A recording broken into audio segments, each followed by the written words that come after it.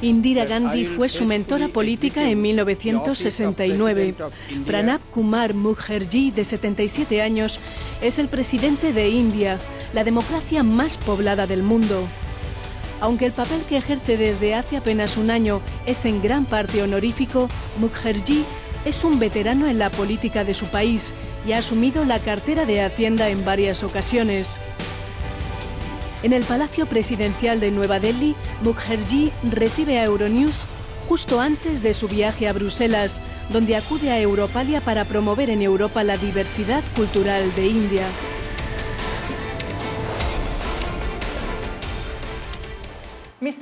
Señor presidente, gracias por recibirnos y gracias por participar en esta edición de Global Conversation, una conversación con la que esperamos aclarar algunas cuestiones importantes en la India actual.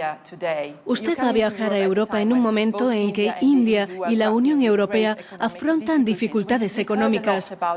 Todos conocemos la crisis del euro, pero los problemas económicos de India nos pillaron por sorpresa. Se supone que en India está el futuro y el desarrollo económico como país BRICS. Entonces, ¿cómo lo explica? En primer lugar, quiero expresar mi punto de vista, pues conozco de primera mano lo que pasó cuando empezó la crisis. Primero, en la crisis financiera de 2008, con los cambios en el Ministerio de Hacienda, tuve que hacer frente a este problema.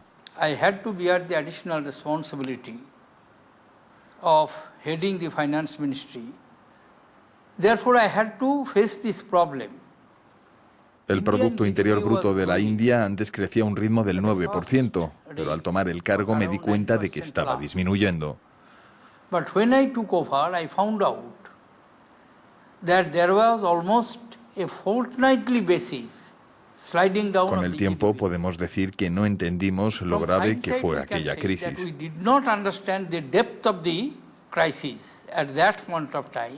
Inmediatamente tuvimos que correr y, como la mayoría de los países, ofrecimos un plan de estímulo a la economía.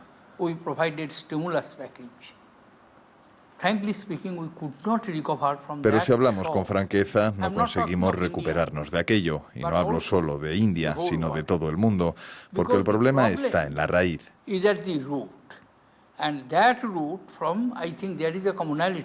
Los problemas que tiene la zona euro nosotros también los hemos tenido, como la mayoría de los países emergentes, y también ciertos países desarrollados. Y es la cuestión de que nuestro endeudamiento no se corresponde con nuestros recursos disponibles. Se requieren reformas radicales.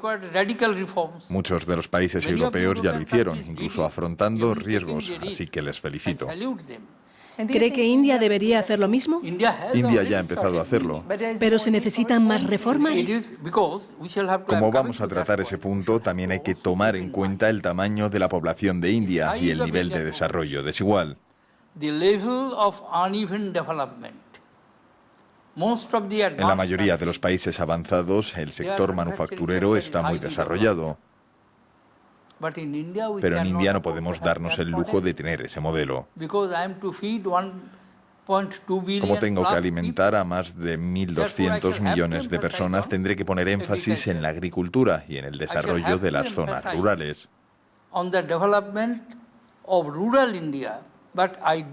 Pero estoy de acuerdo en que en el contexto actual, en un modelo cada vez más integrado económicamente, la economía mundializada ya no es un sueño, sino una realidad.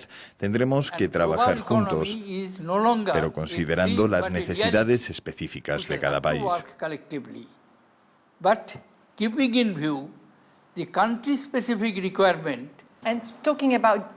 Y hablando de cooperación, la Unión Europea e India son socios estratégicos y hay un acuerdo bilateral de libre comercio y de inversión en negociación desde 2007. Si llega a concretizarse, tendría un impacto positivo en las vidas de más de 1.800 millones de personas. ¿Cómo avanzar con estos acuerdos?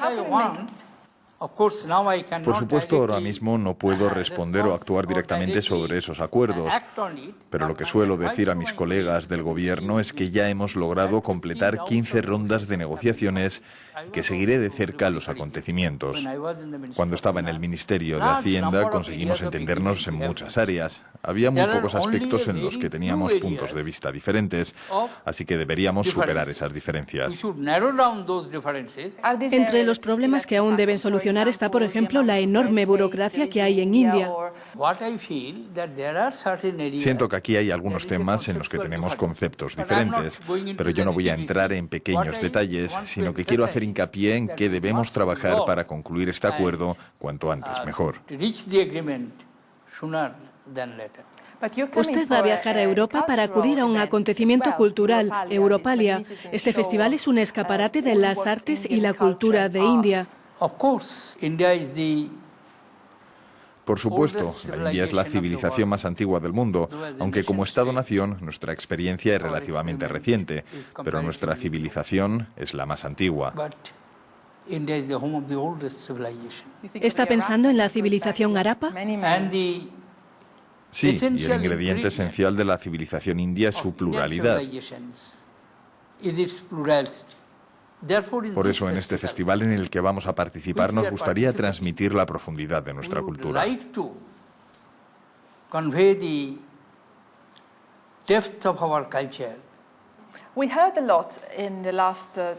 Estos últimos meses también se ha hablado mucho sobre el tema de la violencia contra las mujeres en India.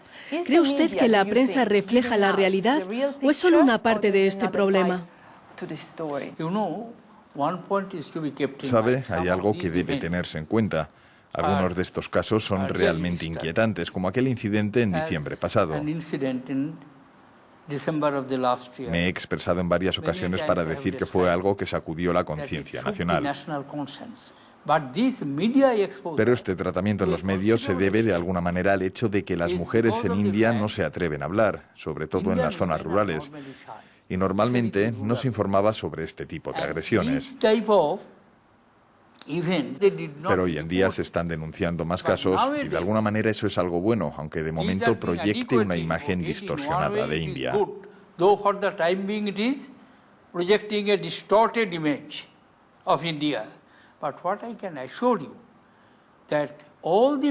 Pero puedo asegurarle que tal como muestran las diferentes medidas que hemos tomado o que estamos contemplando, uno de nuestros objetivos es conferir más poder a los sectores más débiles y conferir más poder a las mujeres.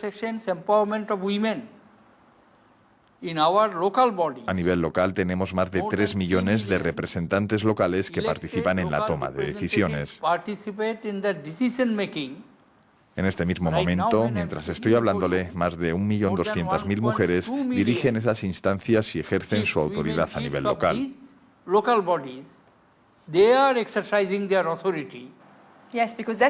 Sí, la clave es dar un mayor peso a las mujeres y una mejor educación, pero también los hombres necesitan una educación con nuevos valores. Sí, creo que es absolutamente necesario hacer un esfuerzo para sensibilizar, intervenir en la educación y crear un consenso. Por eso he pasado página y he pedido a mis compatriotas reconsiderar nuestro sentido moral. Tras una década de relativa tranquilidad, estamos viendo un aumento de la violencia en la línea de control entre India y Pakistán. El tema está en las portadas de los diarios estos días. ¿Cree que algún día verá la paz entre Pakistán e India? En 1971, cuando Indira Gandhi era primera ministra y Zulfikar Ali Bhutto ocupaba el mismo puesto en Pakistán, India se comprometió a respetar el acuerdo de Simla y en virtud de ese acuerdo, India cedió todos los territorios ocupados por el ejército durante la guerra. India ceded all the occupied territories which Indian army during the war. Según los fundamentos de nuestra política exterior, no tenemos ninguna ambición territorial, no queremos exportar nuestra ideología ni tenemos intereses comerciales.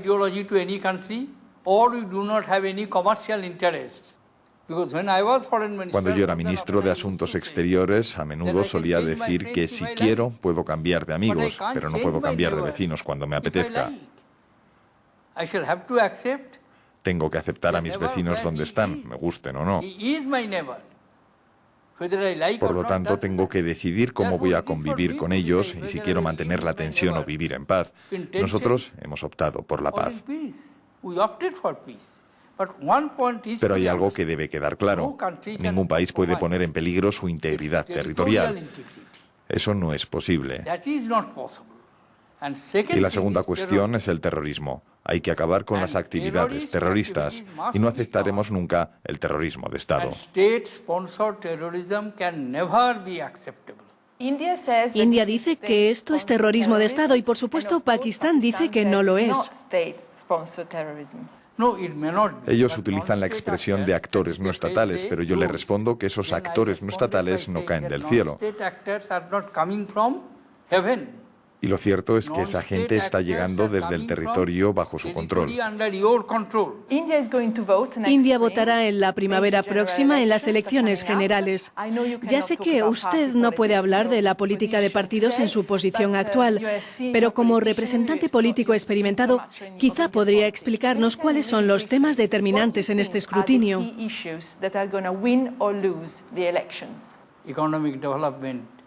El desarrollo económico, el crecimiento generalizado, el mantenimiento del orden público, la preservación de la seguridad interior y protección ante las amenazas externas. El electorado indio es plenamente consciente de su responsabilidad y estoy casi seguro de que va a ejercer su derecho con mucha sabiduría. ¿Y cree que es importante contar con un líder carismático para ganar estas elecciones? Si un líder es carismático o no depende de si él o ella es capaz de captar los votos, porque el carisma se pone así a prueba.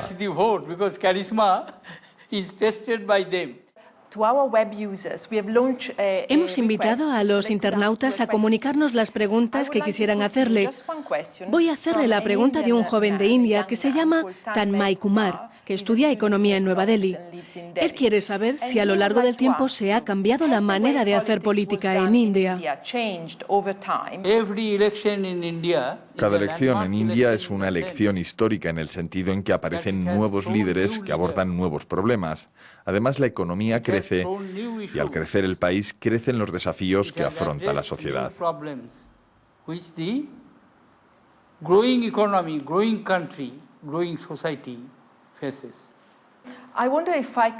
Quisiera preguntarle desde una perspectiva histórica, pues usted ha vivido diferentes páginas de la historia de India desde Gandhi.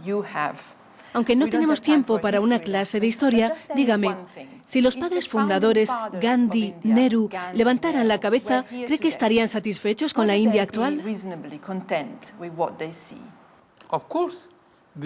Evidentemente, porque cuando logramos ser independientes no había unidad.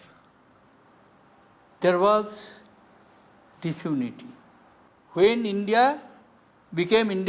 el momento de la independencia no podíamos fabricar casi nada. Sin embargo, la industria se ha ido desarrollando considerablemente en los últimos años. La tasa de alfabetización ha mejorado. Antes concernía a menos de un tercio de la población, mientras que ahora 3 de cada 4 personas saben leer y escribir. Entonces está claro que los padres fundadores se sentirían seguramente satisfechos, aunque no tanto, pues hemos de alcanzar nuevos logros mucho mayores. ¿Se arrepiente de algo? No. ¿Y qué es lo que le quita el sueño?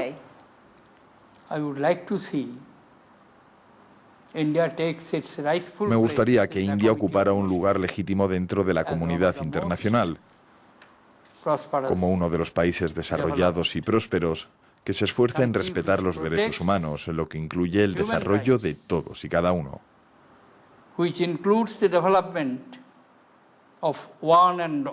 Esa es la máxima de nuestra sociedad.